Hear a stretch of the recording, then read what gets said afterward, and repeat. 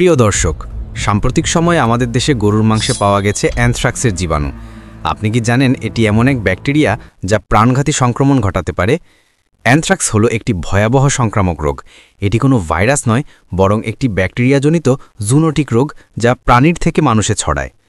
Anthrax সংক্রমিত পশুর সংস্পর্শে এসে, বিশেষ করে প্রাণীর চামড়া, রক্ত বা মাংস স্পর্শ করলে বা সঠিকভাবে না রান্না করা মাংস খেলে হতে পারে। সাম্প্রতিক সময়ে কিছু অসাধু ব্যবসায়ী এই অসুস্থ গরু কম দামে কিনে বাজারে বিক্রি করছে, যা খাওয়া অত্যন্ত বিপজ্জনক। অ্যানথ্রাক্স তিনভাবে সংক্রমিত হতে পারে: ১. ত্বকের মাধ্যমে, ২. শ্বাসনালীর মাধ্যমে, ৩. মাংস খাওয়ার মাধ্যমে। এর লক্ষণগুলোর মধ্যে থাকে জ্বর, শরীরে ঘা বা কালো দাগ, বমি বা ডায়রিয়া, শ্বাসকষ্ট ও বুকে ব্যথা।